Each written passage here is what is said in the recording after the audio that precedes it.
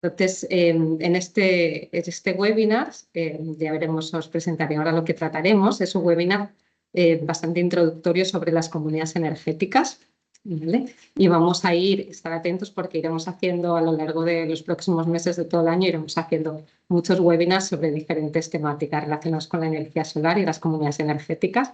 Y iremos profundizando en algunos de los temas entre los temas que trataremos hoy de forma más introductoria. Entonces, un poco antes de empezar, para los que no conozcáis Solartis, Solartis es el clúster de la energía solar y la sostenibilidad y representa empresas de la cadena de valor del sector, como universidades, centros de investigación que trabajan también para su desarrollo. El objetivo de Solartis es el fomentar la competitividad, posicionando a la industria española en el exterior a través de la innovación y la colaboración, la mejora de la visibilidad de los socios y el impulso de su estrategia y modelos de negocio. Solartis forma parte de SECARTIS, que es un ecosistema de clúster de asociaciones que trabajan en el sector de la transformación digital y la sostenibilidad y cuenta con más de 300 socios en los sectores de energías renovables, electrónica, nuevas tecnologías y iluminación. Estos webinars sobre energías renovables y comunidades energéticas se enmarcan dentro de la Oficina de Transición Energética de Solartis, que es una iniciativa que se ha iniciado este año 2025 con financiación del Instituto Catalán de la Energía, del ICAE. Y el objetivo principal de esta oficina es ofrecer, por un lado, actividades de difusión y divulgación sobre el sector y acompañamiento y asesoramiento en el ámbito de las energías renovables, la eficiencia energética y las comunidades energéticas. Para ello, contamos con una persona responsable de esta oficina, así que si tenéis cualquier consulta o cualquier aspecto que queráis comentarnos, aquí tenéis los datos y luego os los pasaremos también cuando acabe la sesión con la presentación. Esta oficina lo que da es acompañamos de forma gratuita y de forma integral a todas las pymes que quieren llevar a cabo procesos de transición energética, ¿vale? Y de eficiencia energética y también de animar a las pymes a participar en comunidades energéticas. Por otro lado, además, este webinar también se enmarca dentro de un proyecto en el cual desde Solartis formamos parte, que es el proyecto Cenova. Es un proyecto que tiene como principal objetivo crear un ecosistema de innovación en comunidades energéticas, ¿no? Involucrando a diferentes actores del sector como empresas, centros tecnológicos, universidades y administraciones. Y uno de los objetivos de este proyecto es transferir el conocimiento sobre comunidades energéticas en el sector, ¿vale? En el sector y en la ciudadanía en general. Y está enfocado principalmente a comunidades energéticas en el ámbito industrial, ¿vale? Es un proyecto financiado por el CDI. Entonces, sin más, pues vamos a empezar con este webinar. En este webinar, como hemos comentado, es un webinar bastante introductorio, así que os animamos a seguir asistiendo al resto, en el cual profundizaremos en los distintos temas que se traten hoy. Y se tratará qué son las comunidades energéticas y cómo funcionan, las diferentes tipologías y sus beneficios y quiénes son los actores clave en su desarrollo y gestión. Y luego veremos pues, unos ejemplos reales de comunidades energéticas. Como comentado, al final de la sesión dejaremos un espacio para preguntas, así que cualquier pregunta o comentario que tengáis nos lo podéis ir haciendo por el chat y al final os daré paso. Así que os pedimos que por favor en el chat pongáis la empresa de la cual formáis parte, porque así podamos también entender de dónde venís y de dónde viene la pregunta. Y sin más, pues nada, daré paso a Blanca Barrios, que ahora os explicará y será quien lleve el webinar. Blanca es consultora y gestora de proyectos en R2M, especializada en comunidades energéticas y tanto a nivel nacional como europeo. Y R2M Solutions Spain es una empresa de ingeniería especializada en la consultoría integral y multidisciplinar y lidera iniciativas y proyectos nacionales e internacionales centrados en energía, innovación y desarrollo. Así que sin más, Blanca, si quieres empezar, dejo de compartir para que puedas tú también compartir la presentación y empezar el webinar.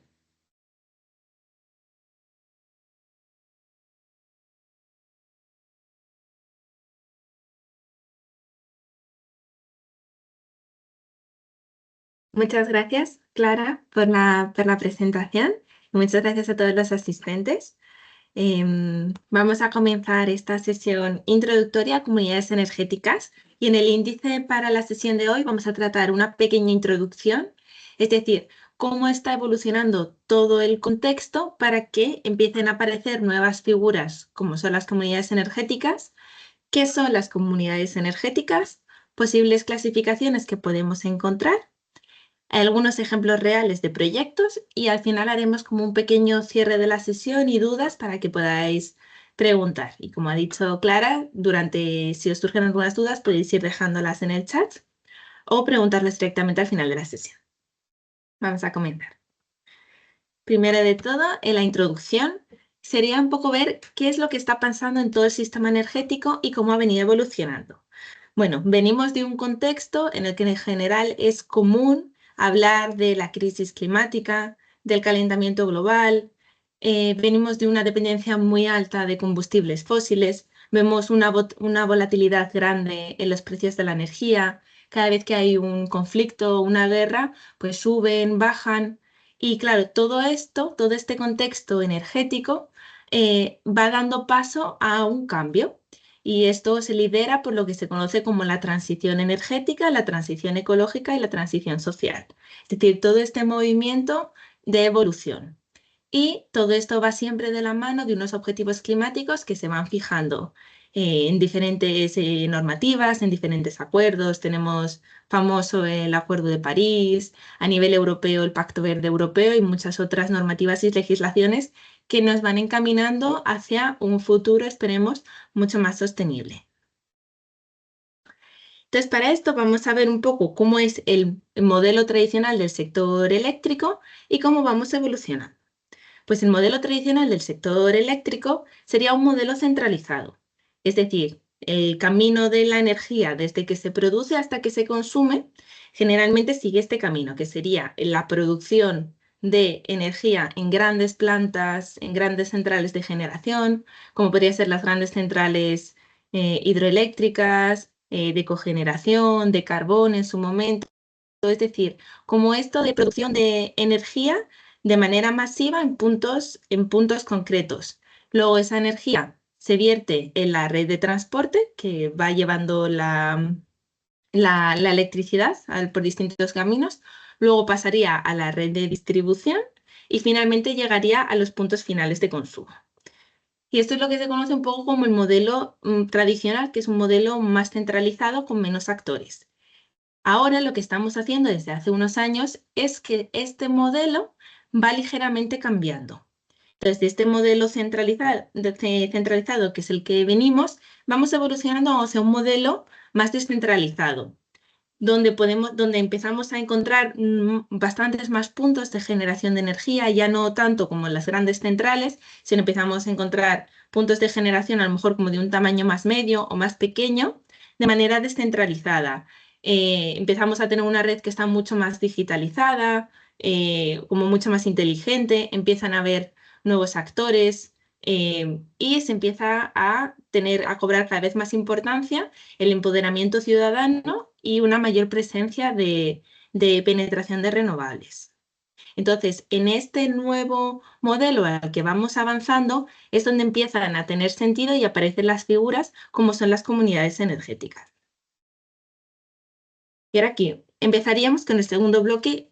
¿Qué es esto de las comunidades energéticas? Primero de todo, entender un poco desde dónde viene este concepto. Es importante que este concepto viene desde la Unión Europea. Al final se trata desde un impulso de la Unión Europea que en este proceso de toda esta transición y todo este cambio publicó dos directivas que son las más relevantes en cuanto a las comunidades energéticas, que serían la 2018-2001 y la IMD 2019-944. En estas dos directivas, la Unión Europea propone dos definiciones para comunidades energéticas, que serían la Comunidad de Energías Renovables y la Comunidades Ciudadanas de Energía. Aunque propone dos definiciones, realmente empezamos a ver una serie de objetivos comunes, que lo que se busca es democratizar el acceso a la energía, empoderar a la ciudadanía, descentrar la producción energética, entre muchos otros factores.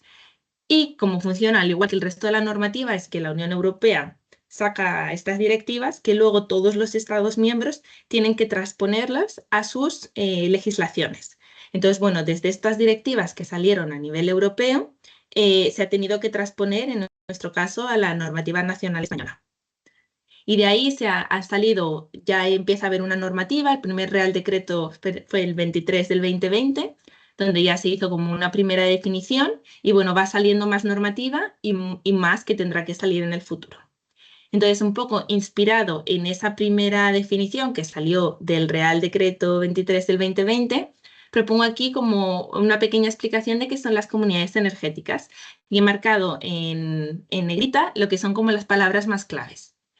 Entonces, aquí vemos que una comunidad energética se define como una entidad jurídica que está formada por personas físicas, jurídicas o entidades públicas que se organizan, importante, de manera abierta y voluntaria para llevar a cabo una serie de actividades.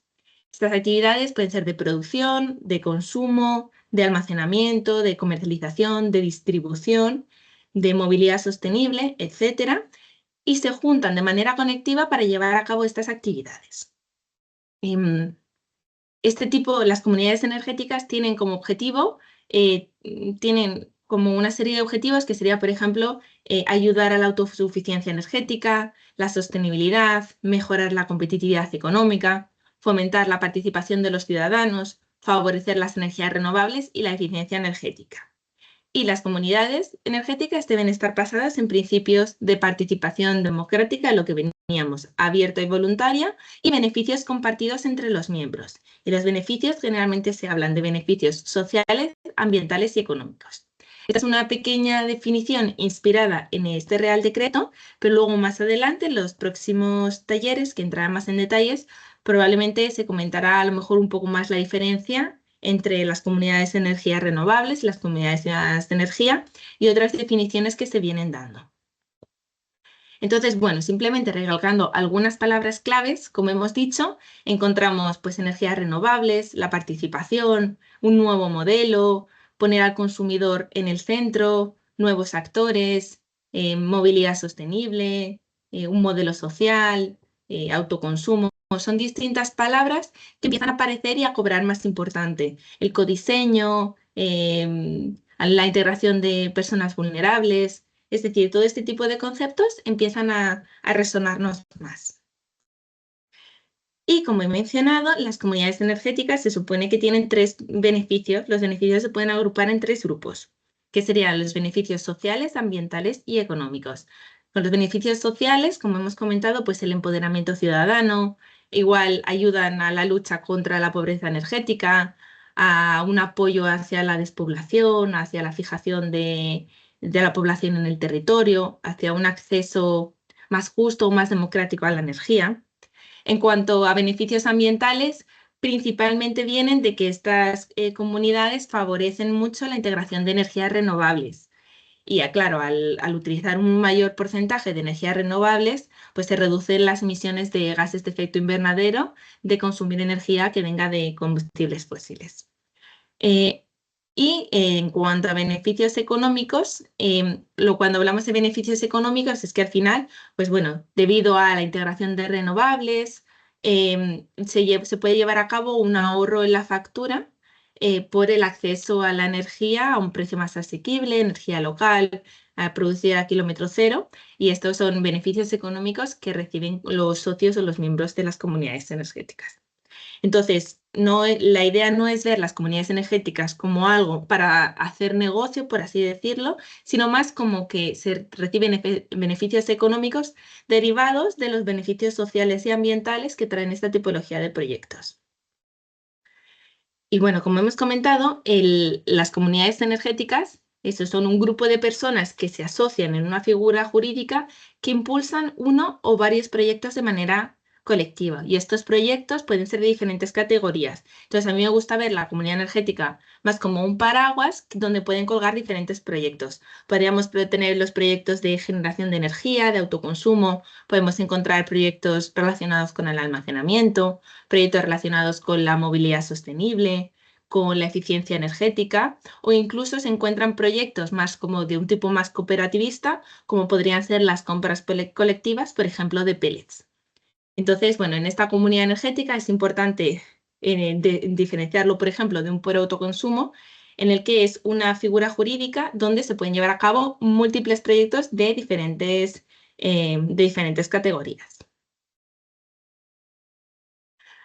Un poco hablando de cuáles son los actores principales que se suelen encontrar en esta tipología de proyectos y qué roles tienen en las comunidades energéticas, pues en cuanto hablamos de los miembros de las comunidades energéticas, que son los que formen parte del proyecto en sí, encontramos a la ciudadanía, que tenemos diferentes usuarios finales, se les puede también llamar vecinos, vecinas, activistas. Podemos encontrar a gobiernos locales, distintos tipos de asociaciones, desde asociaciones vecinales o asociaciones agrarias, muchos tipos de asociaciones o incluso empresas. ¿Y cuál es el rol que tienen los miembros? Generalmente, muchas veces son o productores de electricidad, consumidores, los que llevan a cabo los proyectos, o incluso el prosumidor, que sería una palabra que mezcla productor con consumidor, que sería una figura que autoconsume su propia energía y también cede el excedente.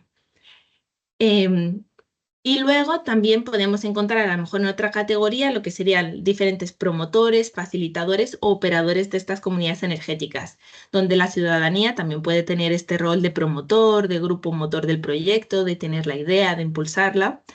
Muchas veces los gobiernos locales actúan como promotores o como facilitadores de este tipo de iniciativas. Luego encontramos asociaciones y empresas que bien pueden ser los promotores, facilitadores o incluso los operadores y los que ayudan y facilitan este tipo de iniciativas. Diferentes roles que pueden jugar serían, por ejemplo, la cesión de espacios para hacer una instalación de autoconsumo o, por ejemplo, una cesión de espacio para poner un punto de recarga de vehículo eléctrico que será compartido con la comunidad, por ejemplo. También pueden actuar como de manera de inversor o impulsor. Las empresas, por ejemplo, pueden actuar como gestores de la comunidad, gestores energéticos, dar apoyo técnico. Y también encontramos, por ejemplo, de ayuda, apoyo en la comercialización y en la gestión de la energía. Entonces, estos son diferentes actores y roles que se encuentran comúnmente en las comunidades energéticas. Y aquí en el siguiente punto vamos a ver posibles clasificaciones de comunidades energéticas. Cuando hablamos de posibles clasificaciones, realmente no hay una clasificación única o estándar para los proyectos de comunidades energéticas, porque es importante saber que estos tipos de proyectos son elementos multicriterios y es necesario entender como diferentes parámetros que conforman las comunidades energéticas para que cuando nos refiramos o hablemos de un proyecto se pueda hablar y definir de una manera correcta. Entonces, aunque no hay una clasificación estándar más allá de la que propone la normativa europea entre Comunidad de Energías Renovables y Comunidad Ciudadana de Energía, realmente cuando hablamos se pueden diferenciar en varias categorías.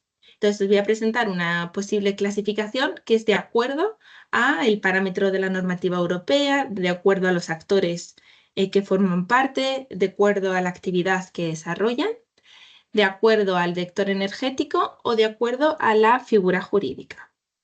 Es decir, como hemos comentado, desde una posible clasificación sería de acuerdo a la normativa europea, que esto viene dado en las directivas que hemos mencionado anteriormente, que proponen una clasificación entre las comunidades ciudadanas de energía y las comunidades de energía renovable. Esto, hay unas definiciones que se diferencian ligeramente entre ambas, pero bueno, esto no entraremos en detalle en este webinar, sino que en los próximos se comentará en detalle todas las diferencias.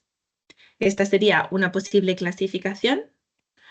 Otra posible clasificación que podemos encontrar es de acuerdo a los actores que participan en este tipo de proyectos.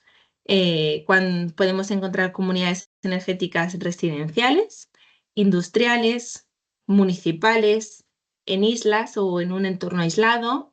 Podría ser, por ejemplo, del sector servicios. O incluso otras que serían mixtas, porque muchas veces la realidad es que se van a juntar diferentes tipologías de actores y muchas veces un ejemplo muy claro es una comunidad energética municipal donde a lo mejor también hay algún tipo de nave o industrial o edificios industriales que participan y también hay usuarios residenciales y a lo mejor hay un edificio del sector terciario. Muchas veces encontramos que son proyectos mixtos, pero es verdad que ayuda y que luego hay proyectos que serán puramente residenciales o puramente industriales. Otra posible manera de clasificar estos proyectos es de acuerdo a la actividad que desarrollan. Podría ser una comunidad energética que lleve, como hemos dicho, pueden hacer uno o varios proyectos de la misma categoría o de diferentes categorías.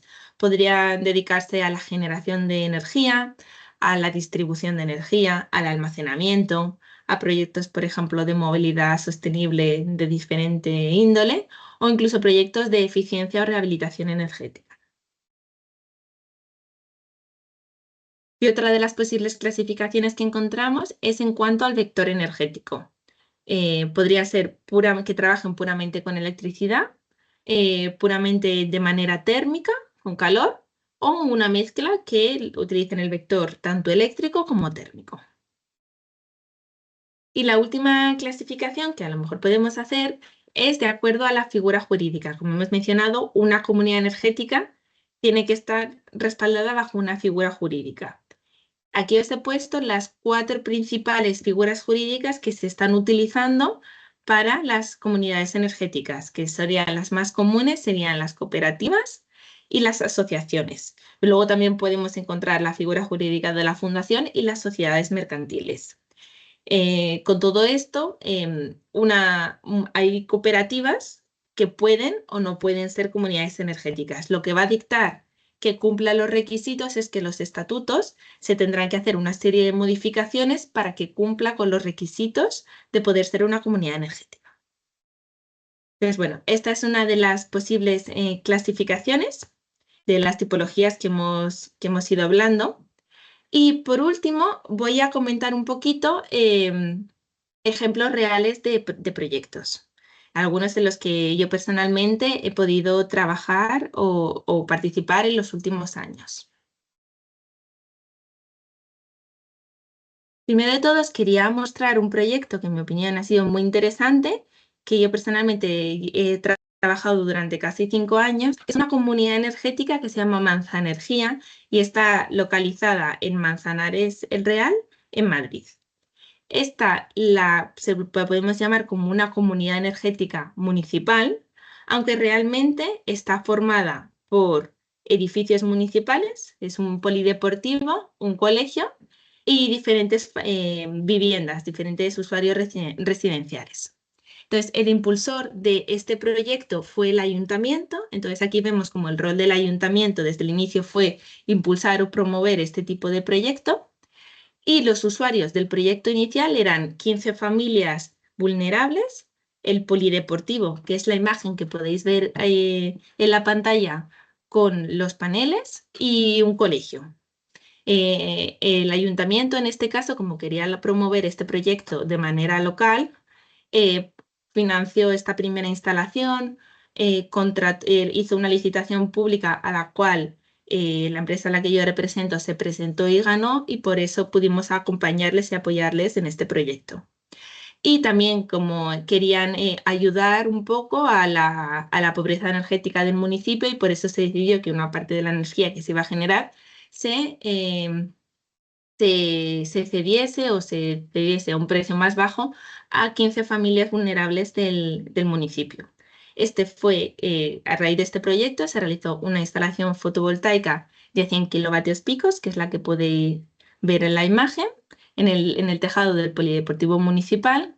Se puso una batería de 50 kilovatios hora reciclada para almacenamiento, y bueno, se estableció un sistema y una plataforma de gestión de la energía con medidores inteligentes.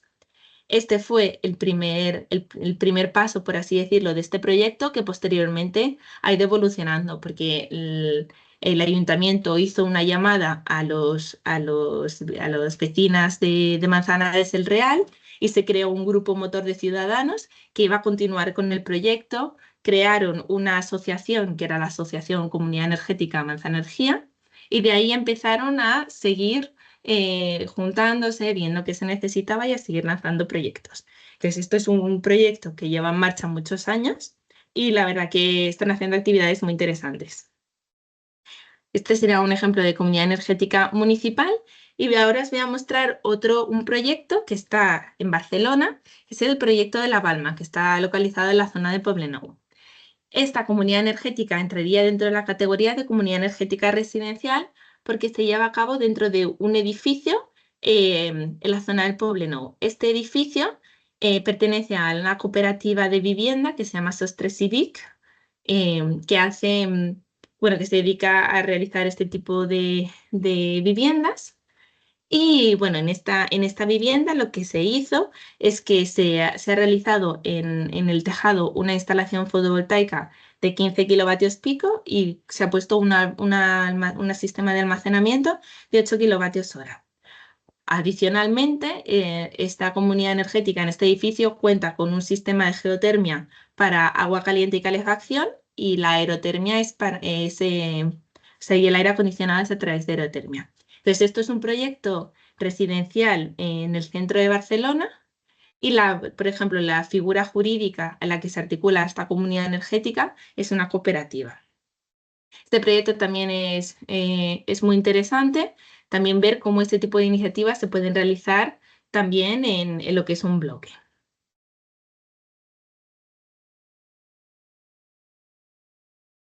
Y el último ejemplo que voy a mostrar, esto nace de un proyecto europeo.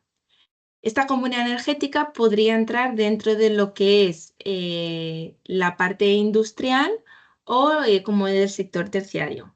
Esta es una comunidad energética de la que yo personalmente estuve participando a raíz de un proyecto europeo. Como hemos dicho, al final este concepto de las comunidades energéticas viene de Europa y muchas veces de los primeros proyectos que se empezaron a impulsar, muchos fueron con financiación europea, incluido este proyecto que se llama Creators. Este proyecto, uno de los socios era el Port de Barcelona y uno de los pilotos, por lo tanto, era la zona del Port Vell en el Port de Barcelona. Entonces, bueno, el impulsor de este proyecto era de la zona portuaria y entró como piloto y con financiación de este proyecto europeo Creators, que duró casi 4 años y terminó ya hace un año. El objetivo detrás de este proyecto y de este piloto, y va alineado con los objetivos del puerto, es electrificar el puerto y reducir las emisiones. Entonces se vio la posibilidad de poder estudiar, hacer una comunidad energética en esta zona para ver qué eran las cosas que se podían obtener. Entonces, este proyecto de comunidad energética se estableció, había como una serie de edificios que formaban parte, que era una lonja de pescado, una fábrica de hielo, un restaurante y 2 edificios del puerto. Y para ello se realizó con financiación de un otro proyecto europeo, una instalación fotovoltaica, que es la que podéis ver aquí en la imagen, en unas casetas de pescadores. Entonces aquí también se utilizaron unos paneles bastante innovadores, porque como podéis, no sé si se puede apreciar bien en la imagen, pero la fachada, el tejado está curvado. Entonces se utilizaron como unos paneles innovadores, flexibles, y bueno, se realizó en la parte de la caseta de pescadores una instalación fotovoltaica de 30 kilovatios, que para lo que es el consumo global del puerto es muy poco, o de esta zona es muy poco, pero se quería hacer más a modo de prueba. Y aparte se hizo una instalación de una batería, de un sistema de baterías de 45 kilovatios hora con el objetivo de ir haciendo arbitraje energético y se desplegaron una serie como de medidores inteligentes y de actuadores porque lo que se quería hacer era un poco de arbitraje energético y probar una serie de algoritmos entre los diferentes edificios para ver cómo se podía hacer como este intercambio. Entonces, bueno, este es un proyecto que la figura jurídica aquí os puedo decir que en su momento quedó en discusión, pero bueno, no sé muy bien a qué llegó, si se llegó a formalizar como tal, pero bueno, aquí lo que os quería mostrar era como un ejemplo a lo mejor un poco más a nivel industrial o a nivel terciario. Y esto es la sesión de hoy. Creo que he ido un poquito más rápido de lo que me esperaba, pero bueno, a ver si podemos tener alguna duda, alguna pregunta. Gracias, Blanca. Sí, antes de empezar con las preguntas, que tenemos algunas en el chat, quería saber sobre los ejemplos que has comentado. Entonces, el ejemplo de la comunidad energética industrial, la del puerto de Barcelona, no está en funcionamiento, o Yo sí. misma, yo sí me imagino que seguirán haciendo pruebas. Yo personalmente he de decir que ya salí de ese proyecto cuando terminé el proyecto Mm, europeo. Pues lo que digo es como que no sé si se llegó, como una de las cosas que hemos mencionado de las comunidades energéticas es como que para que realmente se pueda considerar una comunidad energética, tiene que haber una figura jurídica. Entonces, en ujú. ese momento, como este proyecto fue de los primeros, eso no estaba claro. Entonces, a día de hoy, no sé si si se llegó a crear un tipo de figura jurídica, a lo mejor sí o a lo mejor, pero eso, personalmente, yo cuando terminé de colaborar ahí se quedó, porque eso era como parte de este proyecto europeo que estábamos participando. Perfecto, muchas gracias. ¿Y cuánto es el tiempo que dirías, ¿no? Que desde que se empieza a trabajar con el grupo motor, ¿no? La creación de una comunidad energética hasta que está en funcionamiento, ¿cuál es el tiempo que dirías que Pues, aproximadamente de qué estamos sí, hablando? pues ahí quería decir que realmente depende muchísimo. Yo personalmente he participado en varios proyectos y algunos que han sido años, sobre todo los primeros, claro, era muchísimo más Ujú. lento, la normativa acababa de salir y luego ha ido saliendo modificaciones, diferente normativa que ha ayudado a apoyar, a habilitar. Entonces, por ejemplo, en el primer proyecto en el que he mostrado, que voy a volver, en el proyecto este de Manza Energía, pues igual fueron a lo mejor 2 o 3 años de proyecto, pero realmente es un proyecto que a día de hoy sigue vivo. Ujú. El ayuntamiento ahora mismo ha dado un paso atrás y hay una asociación de vecinos que es la figura jurídica que sigue trabajando, sigue impulsando el proyecto. El ayuntamiento ahora tiene como un rol un poco más secundario de a lo mejor trabajar en cederles cubiertas para que ellos se organicen y puedan seguir poniendo, en este caso, instalaciones de autoconsumo. Entonces, claro, cada proyecto, no hay un camino único para los proyectos de comunidades energéticas, siempre es un mundo y claro, no es lo mismo cuando a lo mejor es más de impulso ciudadano o cuando, por ejemplo, es industrial o cuando, por ejemplo, es municipal. Tiene que haber siempre como un empuje, un liderazgo, un apoyo claro que ayude a facilitar todo este proyecto. Por ejemplo, en el otro ejemplo que he mostrado, este sería de dimensiones bastante más pequeñita. Este proyecto también fue largo, también tardó en materializarse lo mismo porque se empezó este proyecto en 2020. Entonces, claro, toda la normativa acababa de salir, todo era nuevo, pero la verdad que hubo todo un proceso de toma de decisiones de manera colectiva, de co-crear y diseñar todo el proyecto que querían hacer y tardó igual también, a lo mejor 1 o 2 años en la toma de decisiones, en finalizar la instalación. Y a todo esto, eso es como siempre el primer proyecto, que generalmente siempre se empieza por uno, y luego, claro, al final son estructuras vivas que seguirán incorporando a gente, creciendo, lanzando nuevos proyectos. Y sobre todo, a medida que se vaya materializando más normativa y vaya favoreciendo un poco, porque bueno, uno de los principales problemas o de los principales retos, por así decirlo, es que a veces la normativa no termina a veces no está clara del todo. Entonces hay veces que, bueno, pues que no te animas si no lo ves claro. Pero bueno, la normativa se va habilitando, va saliendo y mucha más que tiene que salir. Y los procesos también se van agilizando, todo lo que son los trámites administrativos, y ya hay muchísimo más conocimiento. Y iniciativas, por ejemplo, como este tipo de oficinas o la OTE, las oficinas de transición energética del ICAEN, o las oficinas de transición comunitaria del IDAE ayudan muchísimo a facilitar todo este tipo de proyectos. Muy bien, pues muchas gracias, Blanca. Vamos a ir leyendo que ya se ha animado y tenemos bastantes preguntas por el chat. Entonces, la primera es de Marco Romina. ¿Cómo puede una persona o barrio empezar a formar parte de una comunidad energética en la práctica? Aquí diría, depende de si lo que queréis o que es unirte a una que ya esté creada o empezar a crear una. Obviamente, a lo mejor hay veces que hay una comunidad relativamente cerca en la cual tú puedes pedir unirte o contactar con alguien para formar parte. Obviamente, esta manera es bastante más sencilla porque ya hay alguien que ha hecho todo el proceso. Si en cambio es un grupo de ciudadanos, por ejemplo, que quieren unirse para empezar este tipo de proyectos, claro, requiere todo este proceso de contactar a la gente, de juntarse, de empezar a trabajar en crear una idea común, un proyecto común. Sirve mucho asesoramiento, apoyo. Yo creo que esa sería la manera. Y luego tiene otra pregunta ella de qué retos técnicos y sociales suelen enfrentar las comunidades energéticas al comenzar y cómo se superan normalmente.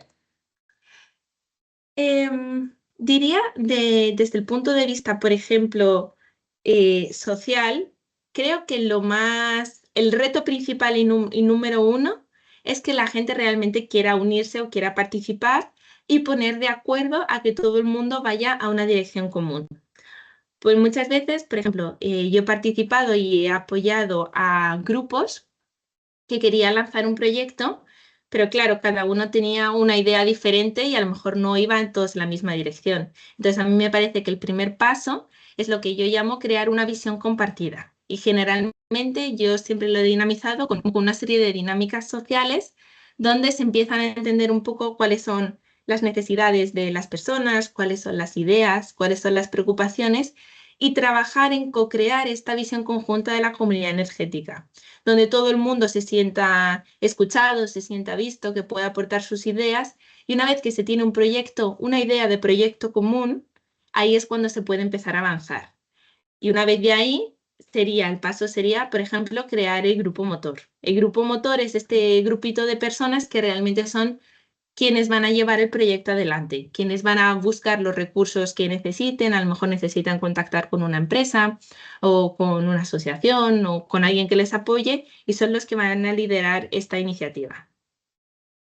Esto sería en cuanto al reto social. En cuanto a los retos técnicos, pues diría que dependen, claro, de qué es de la comunidad energética, qué actividad quiere desarrollar.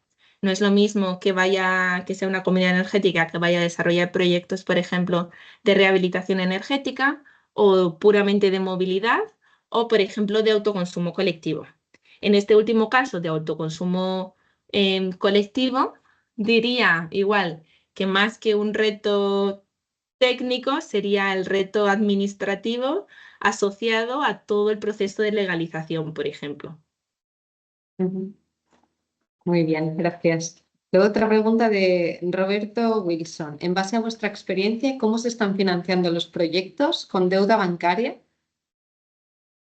Diría que hay muchas maneras. Por ejemplo, de los proyectos de los tres que he mencionado, el primero de todos fue financiado por el ayuntamiento. Las primeras fases fue financiado por iniciativa propia del ayuntamiento. En este segundo proyecto que he mostrado, se pusieron de acuerdo para pedir una subvención que cubría una parte y la otra parte se hizo un acuerdo con una empresa de servicios energéticos para que les apoyase.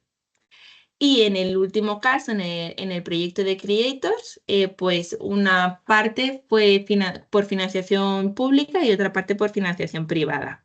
Entonces, depende del tipo de proyectos. Hay muchas maneras de financiar. Muchas veces sale con financiación privada, por así decirlo, de los miembros. Es decir, que todo el mundo que quiera formar parte tiene que aportar una cantidad. Eso podría ser una manera. Otro que, por ejemplo, está funcionando en en otros sitios sería a través de campañas de crowdfunding o de financiación colectiva, donde se abre no solo a los propios miembros de la comunidad, sino también a otro tipo de microinversores. Esa es otra cosa que también se está haciendo.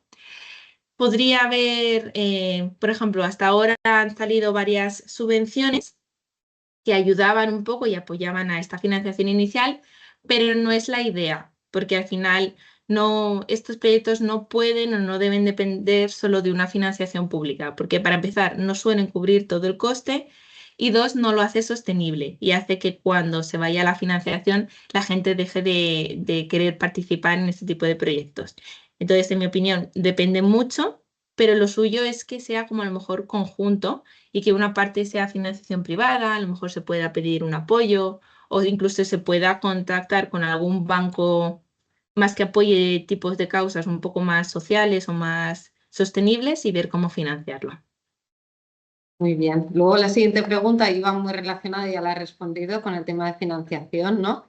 Que cuáles estaban funcionando especialmente bien, o si había algún tipo de financiación que está funcionando especialmente bien para impulsar estas iniciativas, que bueno, un poco ya lo has Sí, respondido. y más en esto creo que habrá una de las próximas sesiones, ¿verdad, Clara? Será relacionado más un poco con la parte económica, financiera. Sí, haremos una sesión específica de temas financieros más adelante. Luego otra pregunta de Morales Prieto. ¿Una comunidad energética puede tener su origen en un gran parque eólico solar? ¿A qué modelo correspondería? ¿Cómo se gestionaría o pondría en marcha? Vale, aquí hay diferentes partes de la pregunta. Em, o sea, en cuanto a tipología de proyecto, como os he dicho, no es tan necesario o imprescindible clasificarlo. Eso es más como nosotros para poder referirnos. Aquí dependería, por ejemplo, quiénes son los miembros finales, es decir, quién va a formar parte de esta comunidad energética, quiénes van a ser los usuarios, a quién va a llegar la energía en ese caso. Eso un poco dictaría también la tipología de comunidad energética, pero lo dicho, eso es más como una clasificación que se hace para hablar de ella, pero no es que porque no es tan relevante, no es necesario el tener que clasificarlas.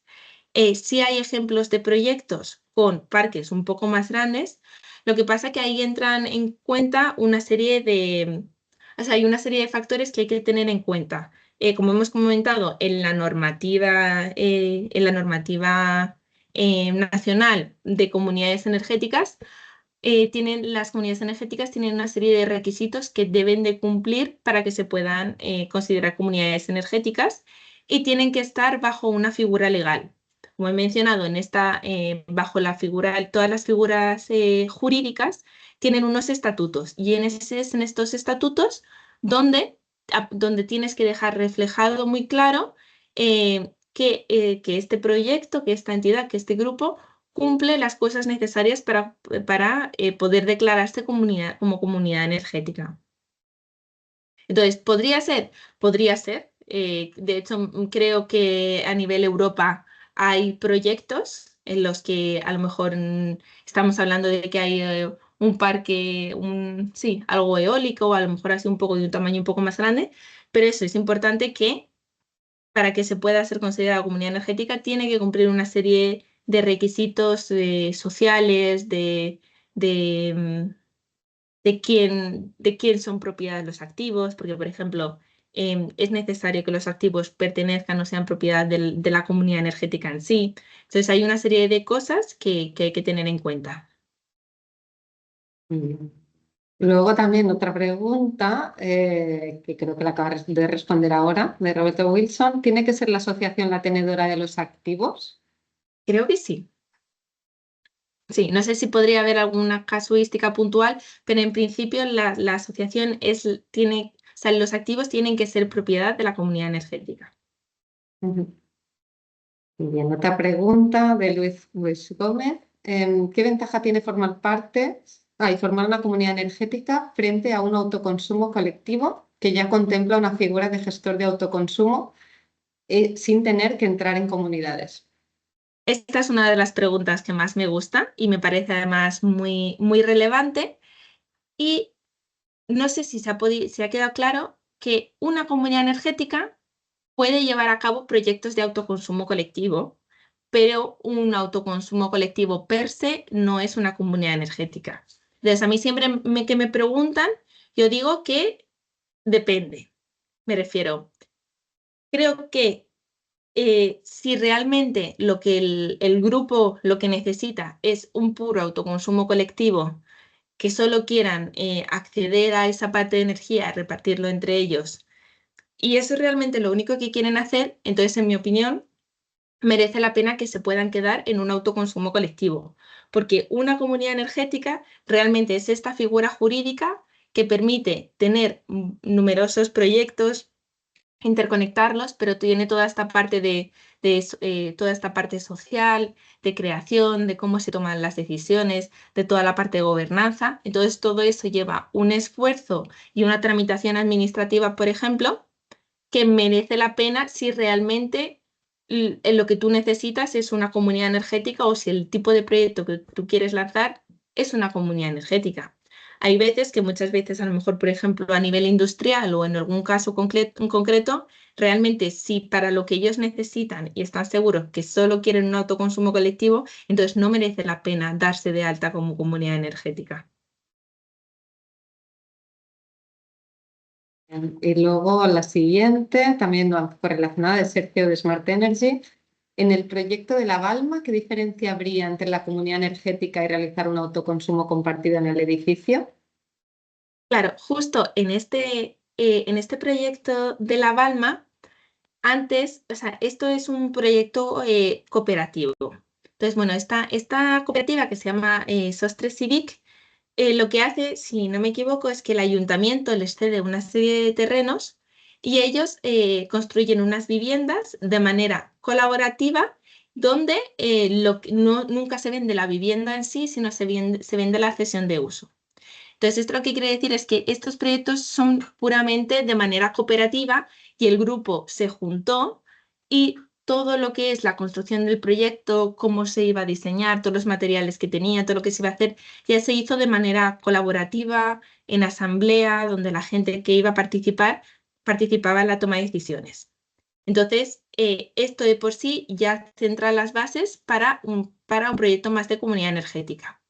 Entonces, este grupo, cuando ya tenían el edificio, bueno, el edificio cuando ya estaba en construcción y ya quedaban pocos meses para entrar a vivir, quisieron hacer, o sea, la comunidad energética, técnicamente, toda esa parte ya más social, más cooperativa, ya lo venían integrado y ya su figura jurídica ya cumplía todos los requisitos para poder ser una comunidad energética. Entonces, de aquí que ellos decidiesen crear, o sea, añadir una parte más, que era toda la parte del autoconsumo, toda la parte de generación fotovoltaica para autoconsumo y la parte de batería.